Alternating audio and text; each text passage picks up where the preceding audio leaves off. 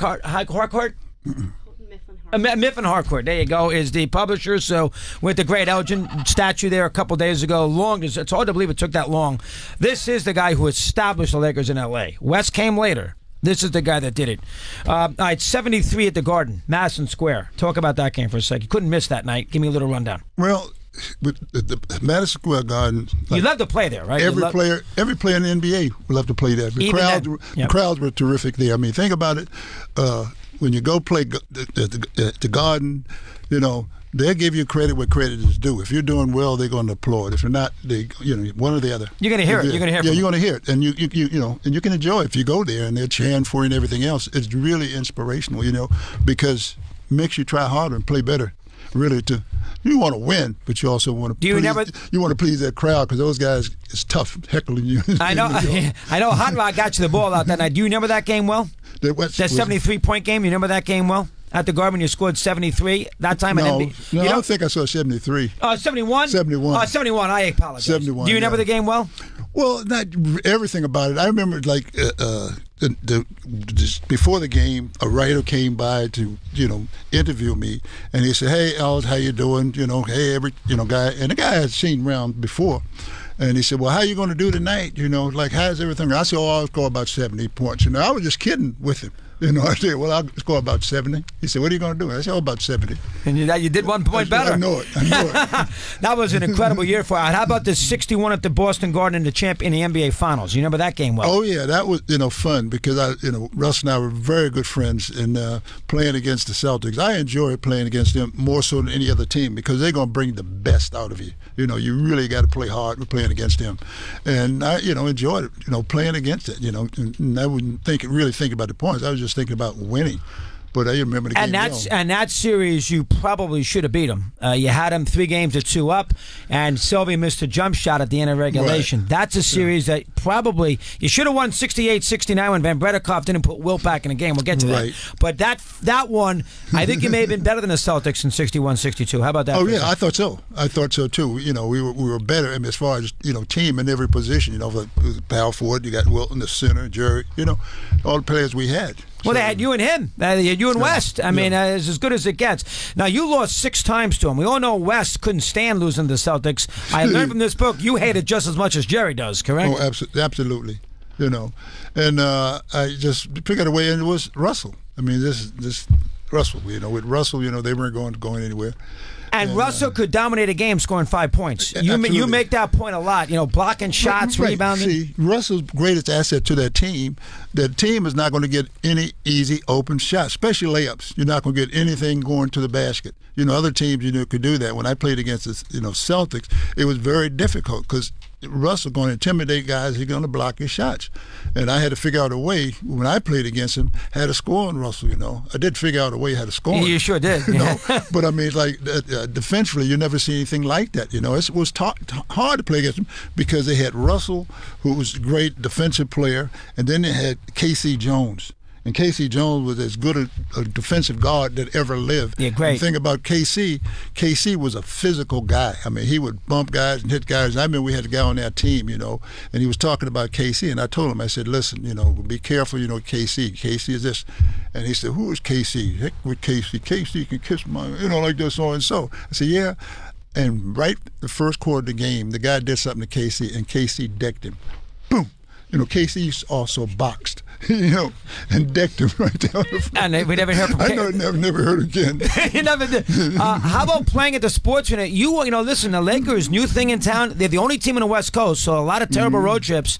But the Doris Days came out, and it became a huge deal. And the Dodgers were already there, so were the Rams. You were the 3rd team in. But it was a big happening, and you're the reason why in the mid-'60s, early '60s at the sports arena. Tell us about playing in L.A. those first 4 or 5 years. I don't know if I was. Yes, you were. Yes, you were. You were the star. You're here with Bob Short said. We're going to L.A. because you're going to L.A. That's why we're going to L.A. Yeah.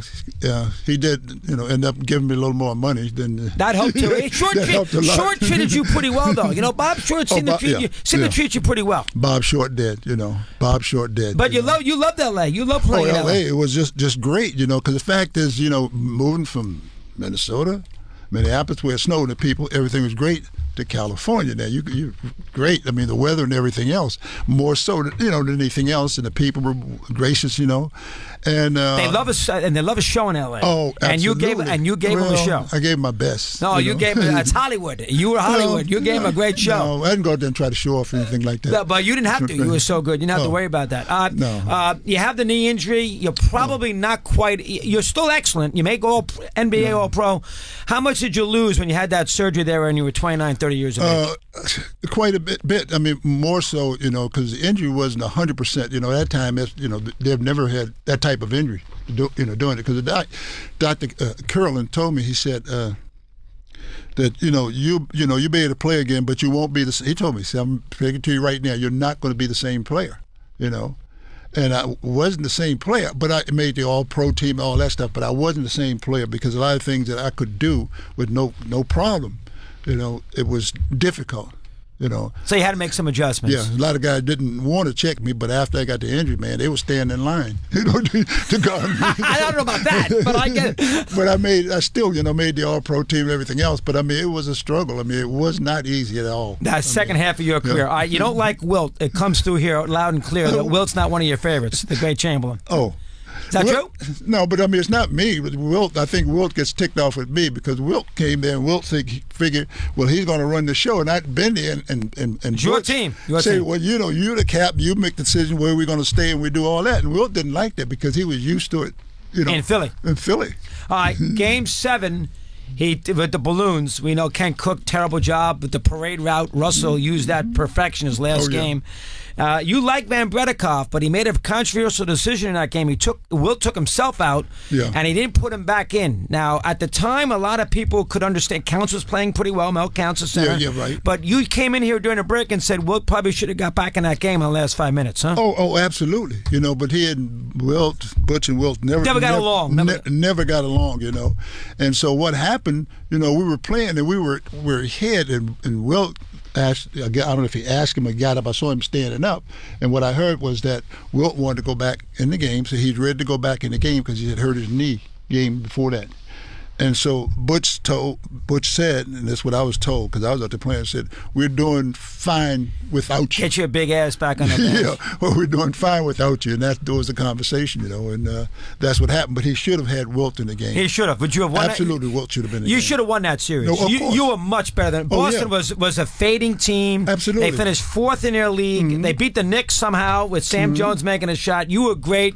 Yeah. Wilt, you and West, you had just found your way. That's it. You lost 2 terrible games. Sam Jones makes a half-court shot. Oh, yeah. You should not have lost. That one's got to sting. You should have won that series. Hurt. But no, Wilt should have been back in the game. You don't take the best center and best shot blocker. He and Russell best shot blockers, but I mean, best defender in the game.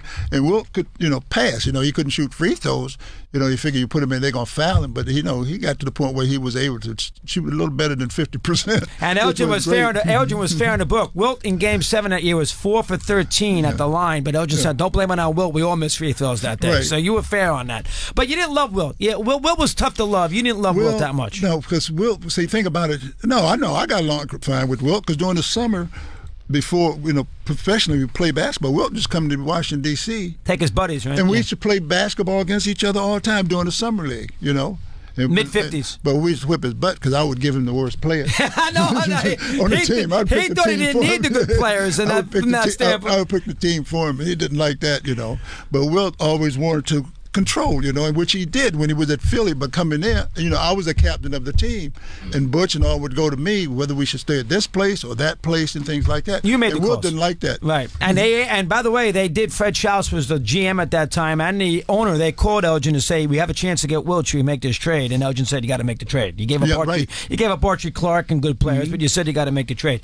How much does it bother you that you were not part of the team that won the championship finally? Oh, not at all. You retired early that year. Oh, yeah, not at all. Because think about it. I had my day in the sun when I played, and I was happy for all those guys, Jerry and all those guys, all the time they played and suffered, I was happy for that. Didn't bother me. Didn't, because Jimmy Mack comes in. It didn't bother you at all? You were able to handle that okay? Didn't bother me at all because at the time where I was playing, I was not playing the way I, used to play. And I know that, because of injuries and everything else. So it didn't bother me for some reason. I love playing. I want them to win, and plus, I was going to get paid anyway. What the heck? Right? Hang time. Elgin Baylor. Elgin, great to have you with us. Keep up the good work. Thank you very much. You got it. We continue here on Mad Dog Unleashed. No go.